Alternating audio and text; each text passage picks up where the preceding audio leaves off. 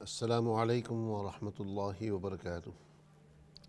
ان الحمد للہ وکفى والصلاة والسلام علی نبی المصطفى وبعد فإن اللہ سبحانہ وتعالی یقول فی کتابہ العزیز والفرقان الحمید فاعوذ باللہ السمیع العلیم من الشیطان الرجیم وَنُنَزِّلُ مِنَ الْقُرْآنِ مَا هُوَ شِفَاءٌ وَرَحْمَةٌ لِّلْمُؤْمِنِينَ وَلَا يَزِيدُ الظَّالِمِينَ إِلَّا خَسَارًا۔ صدق اللہ العظیم۔ ان اللہ وملائکتہ یصلون علی النبی یا ایہا الذین آمنوا صلوا علیہ وسلموا تسلیما۔ اللہم صل وسلم بارک علی سیدنا محمد وعلی آلہ واصحابہ وازواجہ وذریاتہ واہل بیتہ وخلفائہ ومن تبعہم بإحسان الی یوم الدین رضوان اللہ تعالی علیہم اجمعین۔ ناظرین اکرام، میں قاسم رشید احمد آپ کی خدمت میں حاضر ہوں آج کا یہ پروگرام تفسیر اظہار القرآن لے کر کے۔ ماشاءاللہ اس سے پہلے جو دو پروگرام آپ نے دیکھے، ایک پچھلے ہفتے جمعہ کے دن ایگزیکٹلی آج سے ایک ہفتہ پہلے، وہ آپ نے دیکھا مکہ مکرمہ سے براہ راست، اور اس سے پہلے وینسڈے کا جو پروگرام تھا وہ آپ نے دیکھا مدینہ منورہ سے براہ راست۔ مدینہ منورہ سے جو براہ راست کیا اس میں ہم نے سورہ بقرہ کی آیت نمبر 83 کور کی، اور وہ موقع اور وقت کی مناسبت سے کافی اہم آیت رہی۔ آج اس کو ہم دوبارہ مختصراً کور کریں گے۔ مکہ مکرمہ سے جو لاسٹ فرائیڈے کو پروگرام کیا تھا، اس میں جو ہے بیت اللہ کے حوالے سے سورہ بقرہ کے اندر چند جو آیات آئی ہیں مختلف مقامات کے اوپر، جس میں خصوصاً پہلے سپارے کے آخر کی آیتیں اور دوسرے سپارے کے ابتدا کی آیتیں، یہ آیتیں ہم نے کور کی مکہ مکرمہ سے۔ میری کوشش یہ رہے گی یہ تفسیر اظہار القرآن کے پروگرام کے حوالے سے کہ اس پروگرام کے ذریعے سے میں ایک اور کانسیپٹ جو ہے آپ کے سامنے پیش کروں گا، جس کا پہلے میں نے وعدہ نہیں کیا، ابھی بھی وعدہ نہیں کرتا ہوں لیکن ارادہ ہے۔ وہ ٹاپک ہے ارض القرآن کر کے، یعنی سرزمین قرآن، قرآن کی سرزمین۔ تو قرآن میں جن مقامات کا تذکرہ ہے، مختلف مقامات کا، ان مقامات کی طرف اگر میرا جانا ہوا تو وہاں سے پھر ان آیات کو میں کور کرنے کی کوشش کروں گا۔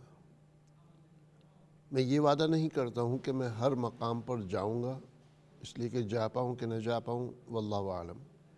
آپ دعا کریں، میں ذہنی طور پر اپنی طرف سے اس بات کے لیے تیار ہوں کہ یہ پروگرام ریکارڈ کرنے کے لیے اگر مجھے مختلف مقامات پہ جانا بھی پڑے تو اس کے لیے تیار ہوں، لیکن یہ کر پاؤں گا کہ نہیں یہ اللہ بہتر جانتا ہے۔ تو بہرحال ارادہ ہے کہ قرآن کریم میں مختلف مقامات کی جو آیتیں ہیں، مثلاً جو ہے قوم سمود کا تذکرہ ہے، تو وہ بستی کون سی تھی، کبھی اگر موقع ملا تو اس طرف جا کر کے پروگرام ریکارڈ کیے جائے۔ سورہ یوسف میں یوسف علیہ السلام کا واقعہ، مصر کا واقعہ، پھر جو ہے یوسف علیہ السلام کو جس کنویں میں ڈالا گیا وہ کنواں کون سا تھا، تو وہاں پر جا کر کے ان آیات کی تفسیر۔ اسی طریقے سے اصحاب کہف کا واقعہ، تو وہ کہف غار کون سا تھا وہ، اور کس جگہ کا وہ واقعہ ہے۔ اب بہت سی چیزیں ایسی ہیں کہ جس کے بارے میں جگہ کا 100% تعین نہیں ہے، لیکن یہ کہ مؤرخین اور جو ہے مفسرین ان مقامات کی طرف نشاندہی کرتے ہیں، اس میں مختلف اقوال ہیں۔ تو بہرحال انشاءاللہ میری ایک کوشش یہ بھی رہے گی کہ مختلف مقامات کے حوالے سے قرآن کریم میں جو آیات آئی ہیں تو اس کا تذکرہ کیا جائے۔ عمرے پہ جانے کے حوالے سے ماشاءاللہ جو ہے آپ حضرات کے سامنے ہے صورتحال کہ وہاں پر کس وقت کس قسم کے حالات وہاں پر ہیں اس وقت، اور کیا کیا پابندی وہاں پر لگیں، اور عمرے کو بند کیا، طواف بھی کافی حد تک بند کیا گیا۔ ابھی بھی طواف کے لیے بس چند لوگوں کو داخل ہونے دیا جاتا ہے، باقی پوری بھیڑ جو ہے وہ مسجد حرم کے باہر ان کو رکھا جاتا ہے۔ بہرحال واللہ عالم جو بھی ہے، تو اللہ سبحانہ وتعالیٰ اسی کے ذریعے کوئی نہ کوئی مسلمانوں کے لیے بہتری کرے۔ تقریباً 40 سے اوپر مواقع ہیں حضور صلی اللہ علیہ وسلم کے ٹائم سے لے کر کے اب تک 40 سے اوپر مواقع ہیں جن مواقع کے اوپر بیت اللہ کو اور مسجد الحرام کو یا خانہ کعبہ کے طواف وغیرہ کو بند کیا گیا۔ بسا اوقات پارشل طور پہ بند کیا گیا اس لحاظ سے کہ بھئی فلاں ملک کے لوگ جو ہے نہیں آ سکتے، بسا اوقات جو ہے پارشل طور پہ بند کیا گیا اس لحاظ سے کہ بھئی چند دنوں کے لیے عمرہ وغیرہ نہیں ہو سکتا یا طواف نہیں ہو سکتا، اور بسا اوقات کلیہ طور پہ بند کیا گیا کہ اس سال حج نہیں ہوگا۔ آپ کو پتہ ہے کہ اسلام کی تاریخ میں وہ موقع بھی آیا ہے، قرامطیہ کا واقعہ ہے کہ انہوں نے حملہ کیا اور ہزاروں حاجیوں کو جو ہے قتل کیا، معتمرین کو، اور حجر اسود کو اکھاڑ کر کے وہ لے گئے تھے، اور 10 سال سے اوپر جو ہے حجر اسود ان کے کنٹرول میں رہا، اور اس کے بعد پھر اس کو ڈھونڈ نکالنے میں کامیابی ہوئی، اور پھر اس کو لے کر کے حجر اسود کو لائے اور واپس لگایا۔ تو اس دوران میں بھی پھر خلافت عباسیہ، بنو امیہ وغیرہ کے حوالے سے جو ہے سیاسی معاملات میں بھی حالات خراب ہوئے، جنگ کا سما ہوا، تو جو ہے عمرہ حج وغیرہ بند رہے۔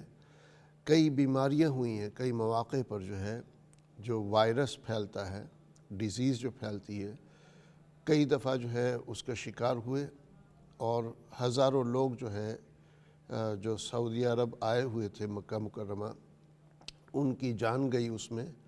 اس کی وجہ سے بھی جو ہے خانہ کعبہ کو اور جو ہے طواف وغیرہ کو بند کیا گیا ہے۔ تو وہ لوگ جو یہ کہتے ہیں کہ جس دن خانہ کعبہ کا طواف رکے گا اس دن دنیا تباہ ہو جائے گی، تو یہ جملہ صحیح نہیں ہے، چونکہ یہ ابھی نہیں ہوا بلکہ پہلے بھی کئی دفعہ ہو چکا ہے، اور آپ کے اور ہمارے سامنے ہے کہ دنیا تباہ نہیں ہوئی، جو ہے معاملہ اسی طریقے کا جاری ہے۔ ہاں یہ کہ کرونا وغیرہ کا معاملہ ہے، لیکن کرونا کے معاملے کی ریئیکشن میں یہ اقدامات اٹھائے گئے ہیں اور طواف وغیرہ عمرہ کو بین کیا گیا تھا۔ اب طواف جاری ہے لیکن بہت ہی محدود، اس میں جتنے بھی لوگ جو ہے مکہ مکرمہ میں موجود ہیں جو عمرے کی نیت سے گئے ہوئے تھے، آپ کو پتہ ہے جو ہندوستان، پاکستان، بنگلہ دیش وغیرہ ان ممالک سے جو عمرے کے لیے آتے ہیں وہ 1.5 مہینہ 2 مہینے رکتے ہیں، اور اب تو ویزا 3 مہینے کا کر دیا ہے، تو بہت سے ہیں جو 3 مہینے مکمل کرتے ہیں۔ تو وہاں کافی لوگ جو ہے پہلے سے موجود ہیں، تو ان حضرات کو جو ہے بہت پریشانی ہو رہی، اور بہت کم لوگوں کو اندر جانے دیا جا رہا ہے۔ بہرحال جو بھی صورتحال ہے، اللہ سبحانہ وتعالی امت مسلمہ کے لیے اس میں بہتری کرے، اور ہمارے لیے جو ہے خانہ کعبہ کے دروازے دوبارہ واپس کھلیں انشاءاللہ، اور میرا ارادہ ہے انشاءاللہ سعودی اور جو ہے جانے کا، چونکہ جو ابھی کانفرنس میں وہاں میں گیا تھا، اصل مقصد سفر کا جو ہے وہ کانفرنس تھا، اور کانفرنس میں حاضری ہوئی تو پھر اس بہانے جو ہے ایک دن مدینہ منورہ اور ایک دن مکہ مکرمہ، اور درمیان میں ایک دن سفر کا جو ہے، تو 3 دن کے اندر عمرہ کو اور مسجد نبی کی زیارت کو کور کیا الحمدللہ۔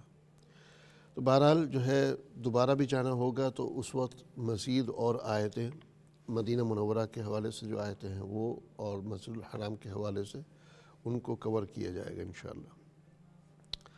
تو فی الحال جو ہے آیت نمبر 83 جو مدینہ منورہ سے ہم نے کور کی تھی اس کی طرف چلتے ہیں۔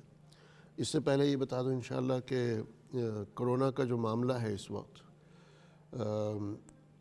اس کے اوپر میری ریکارڈنگ جاری ہے، اور انشاءاللہ آپ کے سامنے جو ہے اردو زبان میں اس کے حوالے سے جو معلومات ہیں وہ سامنے آئیں گی انشاءاللہ۔ تو ہو سکتا ہے سنڈے منڈے تک کے، اتوار یا پیر تک کے آپ کے سامنے وہ انفارمیشن آ جائے۔ بس اتنا کہوں گا کہ جو بڑی عمر کے حضرات ہیں، خصوصاً وہ لوگ جو پروگرام دیکھ رہے ہیں، ان سے گزارش ہے کہ جو اور دوسرے بڑی عمر کے حضرات ہیں ان تک یہ بات ضرور پہنچائیں کہ یہ بیماری کا سب سے بڑا اثر جو ہے وہ بڑی عمر کے لوگوں کو ہو رہا ہے، اور دنیا میں اس وقت جو ہے کم از کم 5000 جانیں جا چکی ہیں، کم از کم۔ میرے لحاظ سے چائنا جو ہے اس نے کھل کر کے لوگوں کے سامنے فیکٹس نہیں رکھے۔ چائنا کے جو حالات ہیں، وہاں کے جو کرونا سے متاثرین ہیں اور جتنے لوگوں کی ہلاکت ہوئی ہے وہاں پر، یا جتنے لوگوں کی جان گئی ہے، اس تعداد کو چھپایا گیا ہے۔ اور میرا خدشہ یہاں تک کہ ہے کہ ہو سکتا ہے کہ جن لوگوں کی جانیں جا چکی ہیں چائنا کے اندر اس واقعے کے اور اس ڈیزیز کی وجہ سے، وہ تعداد جو ہے ہزاروں میں نہیں بلکہ کم از کم لاکھ یا ہو سکتا ہے لاکھوں میں ہوں۔ چائنا کے معاملے میں تقریباً ابھی تک کے بس 3500 کے آس پاس بتایا جا رہا ہے، لیکن اس خطے کے بہت سے واقعات ہیں جس میں فگرز کو کور کیا جاتا ہے، اور جو ہے بعض واقعات میں نے خود وہاں پر دیکھے ہیں۔ جاپان ارتھ کوئک ہوا تھا، اس وقت بھی جو ہے بہت کم فگرز لوگوں کے سامنے پیش کی گئی تھی۔ ہم نے پوری ریکارڈنگ کر کے دکھائی تھی کہ کئی گھنٹے تک کے ہم گاڑی چلاتے رہے اور وہ کیمرہ جاری رہا کہ ایک بھی مکان اس قابل نظر نہیں آ رہا تھا، ایک بھی عمارت اس قابل نظر نہیں آ رہی تھی کہ اس میں جو لوگ موجود تھے وہ زندہ بچے ہوں اس دوران۔ یہ سونامی اور ارتھ کوئک جو اس وقت آیا تھا۔ تو بہرحال جو ہے اللہ سبحانہ و تعالیٰ حفاظت فرمائے، تو جو بڑی عمر کے حضرات ہیں ان کے اوپر اس کا سب سے زیادہ اثر ہو رہا ہے، اور ان سے گزارش ہے کہ اپنی صفائی کا از حد خیال رکھیں۔ جب بھی اگر کہیں جاتے ہیں باہر جہاں پبلک کے لوگ موجود ہوں تو اپنے ساتھ رومال، ٹیشو وغیرہ رکھیں، ایک ٹیشو کو ایک ہی دفعہ استعمال کریں جو ہے، اور بار بار ہاتھ دھونے کی عادت ڈالیں۔ جو ہے ہاتھ دھونے کے طریقے بھی جو ہے ظاہر مطلب ٹھیک سے ہاتھ دھونا، ایک ہے کہ 10 سیکنڈ کے اندر ہاتھ دھو لینا، دوسرا ہے کہ 1-2 منٹ لگا کے ہاتھ دھونا صابن سے ٹھیک سے۔ تو یہ صفائی کا خیال رکھیں انشاءاللہ۔ اور مسلمان کا معاملہ یہ ہے کہ ہم لوگ ماشاءاللہ 5 وقت وضو کرتے ہیں، تو اس سے بھی کافی صفائی ہو جاتی ہے، ماشاءاللہ نماز ادا کرتے ہیں، اس سے کافی حفاظت ہو جاتی ہے۔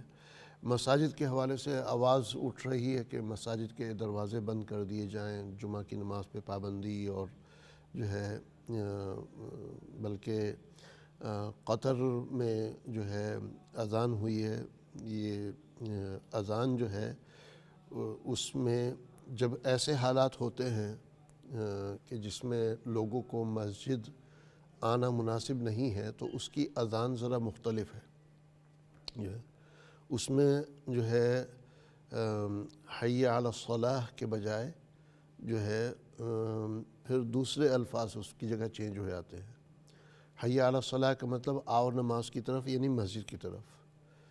تو حی علی الصلاح کو چینج کر کے پھر وہ میسیج دیا جاتا ہے اس کی جگہ جو ریکوائرڈ ہے، کہ مطلب سب عیدگاہ کی طرف آ جاؤ، یا سب جو ہے فلاں میدان کی طرف آ جاؤ، یا سب اپنے اپنے گھروں میں نماز پڑھو، جو ہے مطلب یعنی جو بھی میسیج دینا ہوتا ہے۔ تو قطر کی ایک مسجد میں جو ہے آج اذان ہوئی ہے، اس میں حی علی الصلاح کی جگہ صلو فی بیوتکم کے الفاظ استعمال ہوئے ہیں۔ اب میرے حساب سے دو چیزیں اس میں، ایک تو ٹھیک ہے احتیاط کا پہلو ہے، لیکن ایٹ دی سیم ٹائم مسجد، بیت اللہ، یہ وہ مقامات ہیں کہ جہاں پر ہماری دعائیں جو ہے قبول ہوتی ہیں، یا دعائیں کرنے کے مقامات ہیں جہاں پر جا کر کے ہمیں حفاظت مل سکتی ہے۔ لہٰذا اس چیز کو تھوڑا بیلنس آؤٹ رکھنے کی ضرورت ہے۔ میں یہ نہیں کہتا ہوں کہ جو ہے کچھ بھی ہو جائے پھر بھی مساجد کے دروازے مستقلاً کھلے رہیں، اور یہ بھی نہیں کہ جو ہے ابھی معاملہ ابتدائی حالت میں ہے اور فوراً ہم جو ہے مساجد کے دروازے کھلے رکھ دیں۔ مساجد کے دروازے اس وقت بند ہونے چاہیے جب شاپنگ سینٹرز بند ہو جائیں، جب آفیسز بند ہو جائیں، جب سپر مارکیٹس بند ہو جائیں، اس دوران۔ تو چونکہ مطلب یعنی جیسے اسکول وغیرہ ہیں، سپر مارکیٹس ہیں، شاپنگ سینٹرز ہیں، ایک سپر مارکیٹ کے اندر بیک وقت 500,000 لوگ موجود ہوتے ہیں، تو لہٰذا مساجد کے دروازے فوراً بند کرنا، یہ اقدام جو ہے جو بھی علماء کر رہے ہیں وہ سوچ سمجھ کر کے کر رہے ہیں، لیکن پھر بھی جو ہے میرے لحاظ سے یہ تھوڑا عجلت بازی کا اس وقت موقع ہے۔ اس میں تھوڑا ہمیں دیکھنا چاہیے، اسیس کرنا چاہیے سچویشن کو، اور اس کے بعد پھر آگے چل کے فیصلہ کریں انشاءاللہ۔ بہرحال اپنی حفاظت کرنا یہ بہت ضروری ہے۔ اس کے کیا اثرات ہیں اور اس کی کیا نشانیاں ہیں، اس کے حوالے سے انشاءاللہ جس میں نے بتایا کہ ریکارڈنگ جاری ہے، وہ تیار ہو کر کے انشاءاللہ آپ کے سامنے پیش کی جائے گی۔ چلتے ہیں ہم تفسیر کی طرف آج کے۔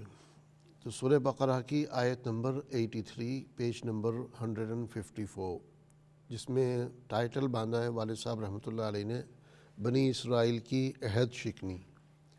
بنی اسرائیل کی عہد شکنی۔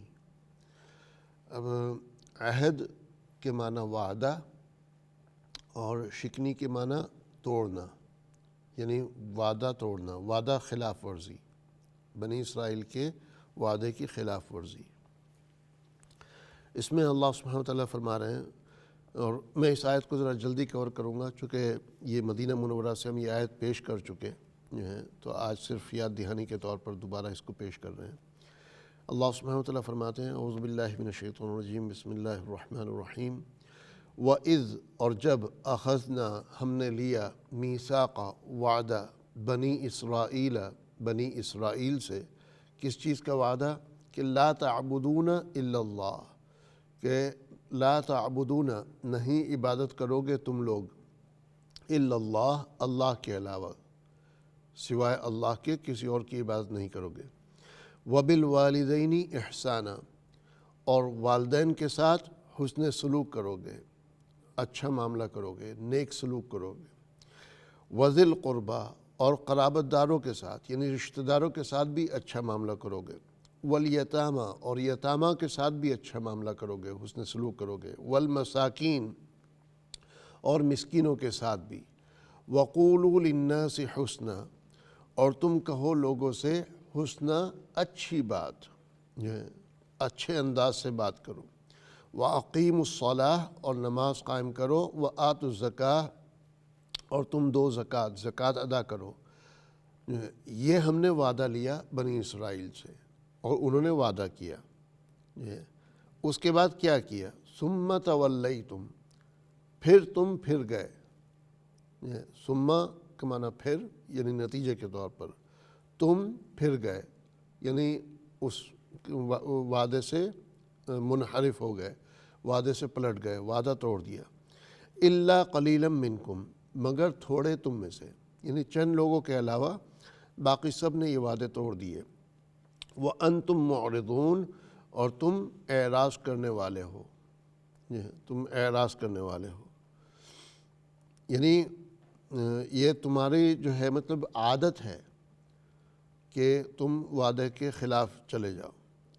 اب یہ ظاہر ہے یہ آیات جو ہیں یہود کے حوالے سے چل رہی ہیں، لیکن میں بار بار کہتا ہوں کہ یہ ضروری نہیں کہ یہ لعن طعن اور یہ نشانیاں جو ہے یہودیوں کے اندر ہوں، یہ اس امت کے اندر بھی یہ نشانیاں پائی جاتی ہیں، اور یہ سبق ہمارے لیے بھی ہے۔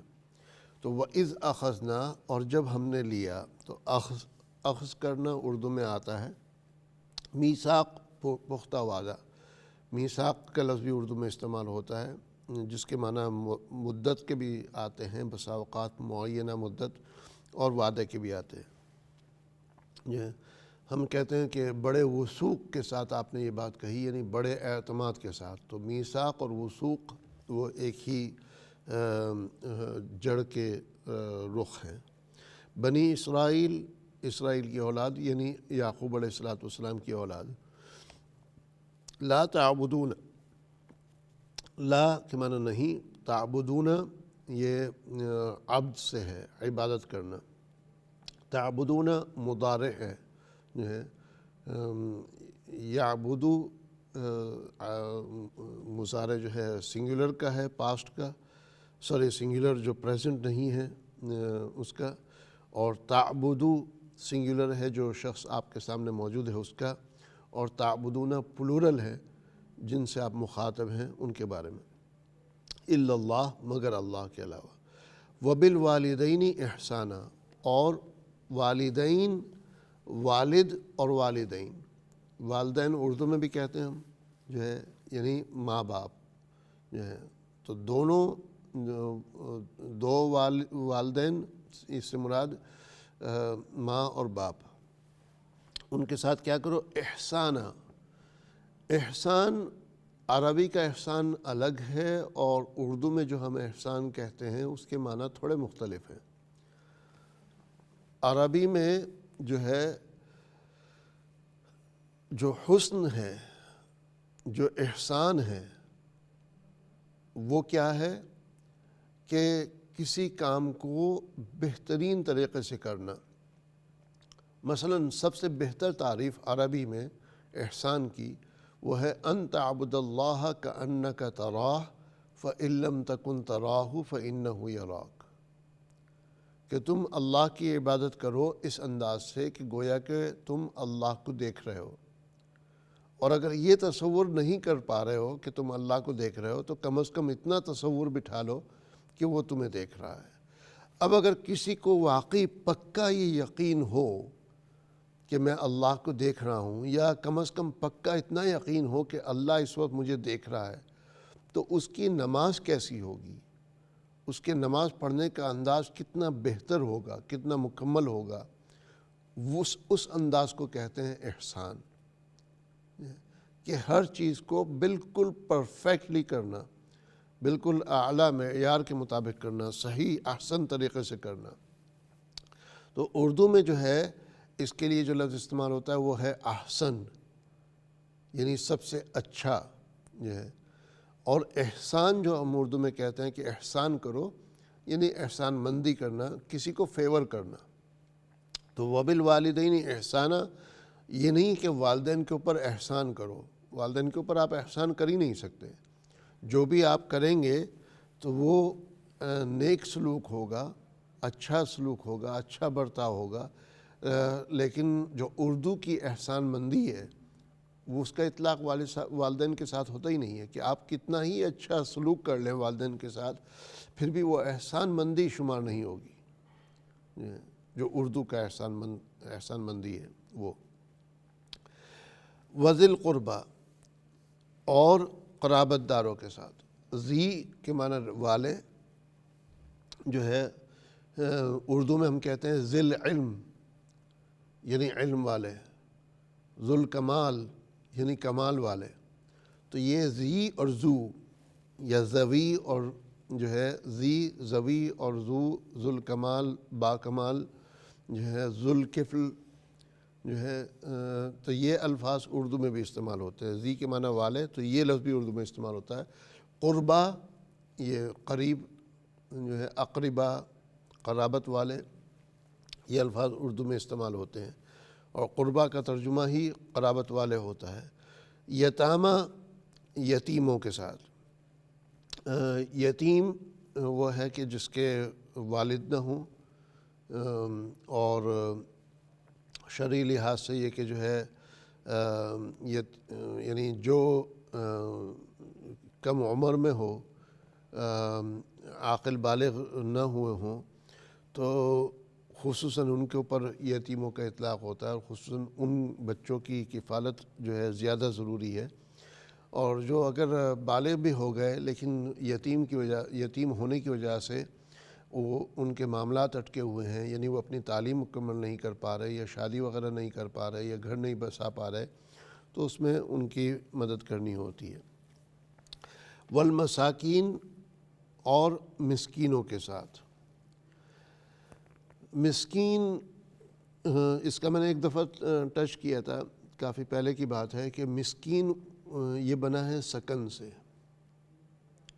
سکن کہتے ہیں جو ہے مسکن اور سکن جو ہے اس سے۔ مسکن کسی کہتے ہیں، آپ گھر کو کہتے ہیں کہ ہمارا مسکن یہ ہے، یعنی ہماری رہائش گاہ یہ ہے۔ اردو میں بھی استعمال ہوتا ہے، عربی میں بھی مسکن جو ہے رہائش گاہ کو کہتے ہیں، رہنے کی جگہ کو۔ تو میں نے یہ بتایا تھا کہ مسکین جو ہے یہ مسکن سے بنا ہے، لیکن وہ شخص ہے کہ جس کے پاس مسکن نہ ہو۔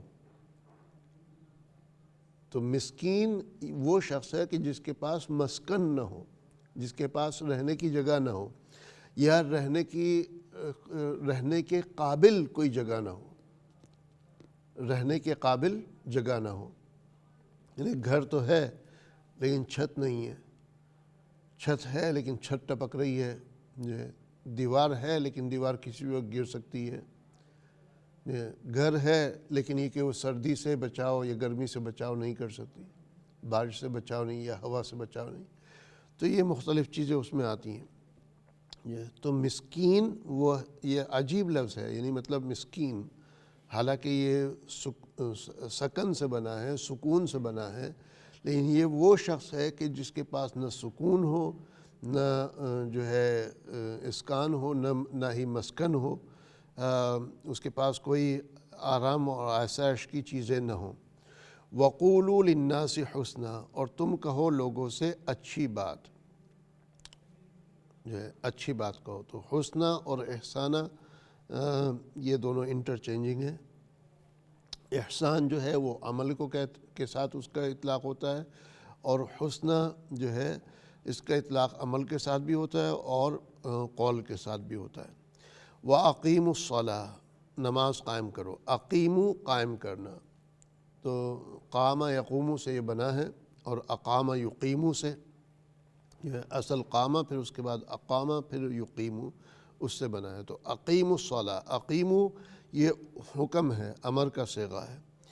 الصلاۃ، نماز کو قائم کرو، جو ہے یہ نہیں کہا کہ ادوا الصلاۃ، نماز ادا کرو، یا صلوا الصلاۃ، نماز پڑھو، بلکہ یہ کہا کہ نماز کو قائم کرو۔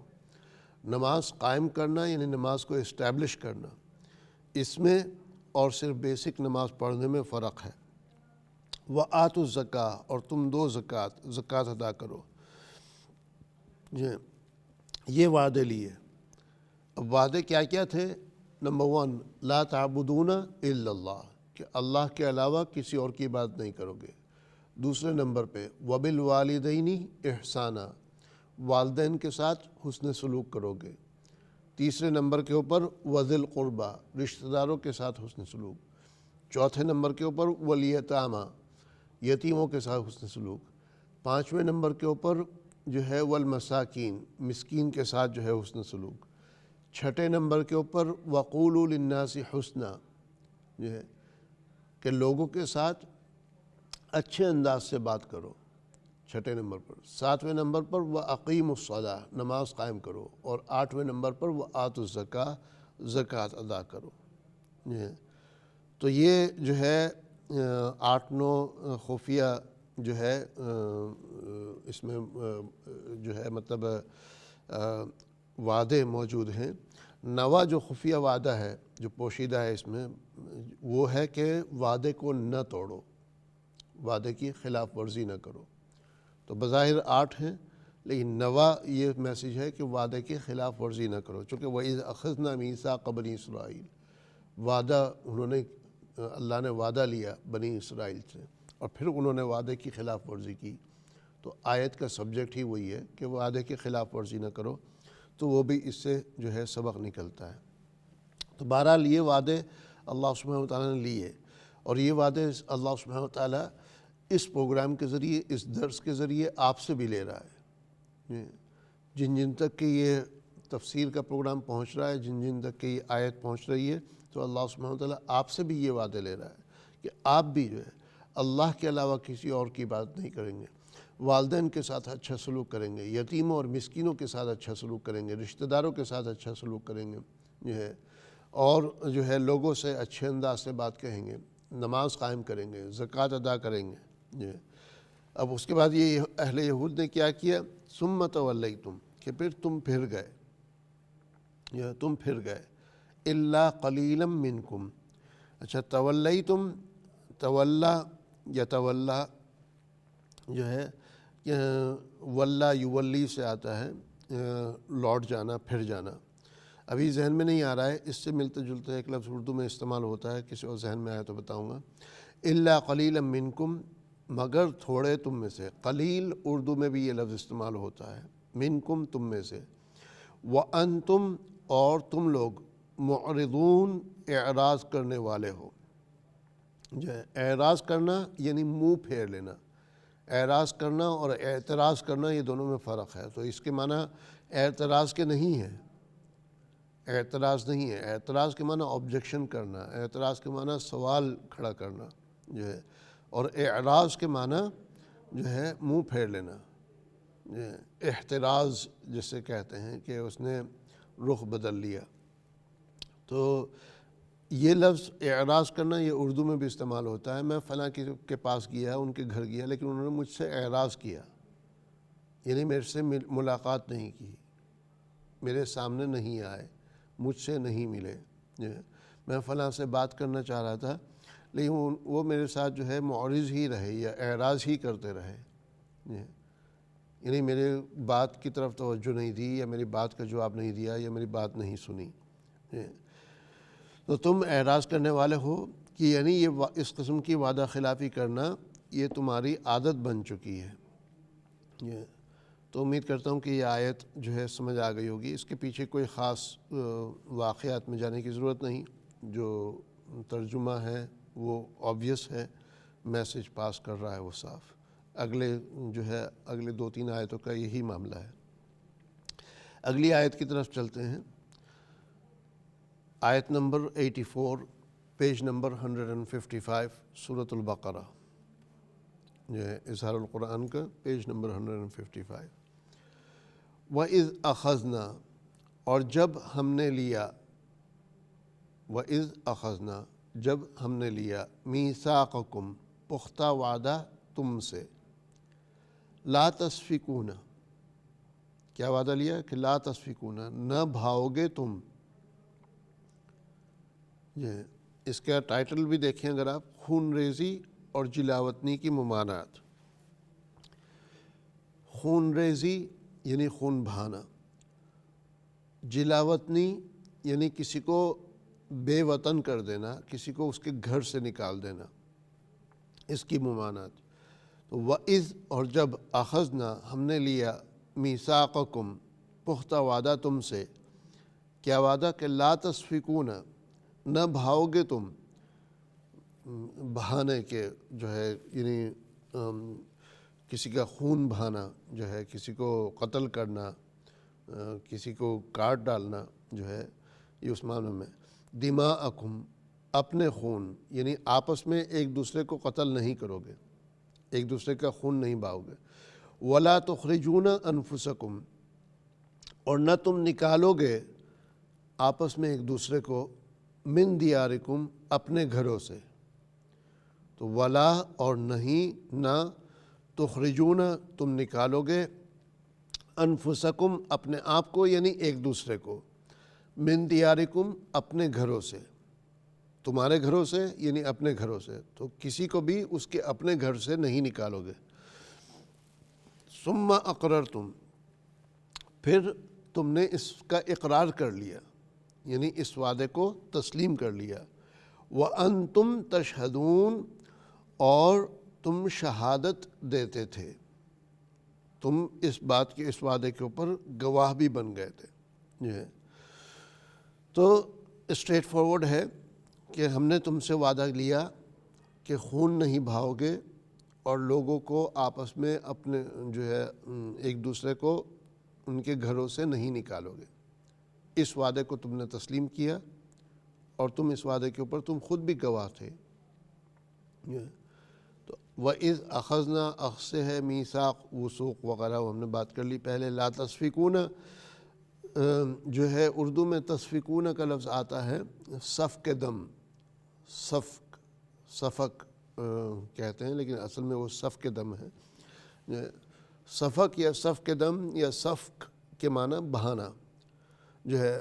جو شخص بہت بڑا قاتل ہوتا ہے، جو ظالم بادشاہ ہوتا ہے، اس کے بارے میں کہتے ہیں کہ بڑا سفاک ہے. سفاک کے معنی بہت ہی بڑا خون ریز، خون خوار، بہت ہی بڑا ظالم جابر قاتل. تو سفاک یعنی بہت ہی زیادہ خون بہانے والا. تو سفک اور سفاک یہ الفاظ جو ہے یہ تسفکون انہی سے بنا ہے اور اردو میں بھی ہم یہ استعمال کرتے ہیں. دماءکم، دماء یہ پلورل ہے دم کی جو ہے. دم کے معنی خون جو ہے. جب آپ عمرہ یا حج پہ جاتے ہیں اور آپ سے کوئی غلطی ہو جاتی ہے یا آپ کوئی رکن مکمل نہیں کر پاتے تو اس کے بارے میں کیا لفظ آتا ہے کہ آپ نے دم دینا ہے، یعنی ایک جانور کی قربانی کرنی ہے، یعنی جانور کا خون بہانا ہے جو ہے.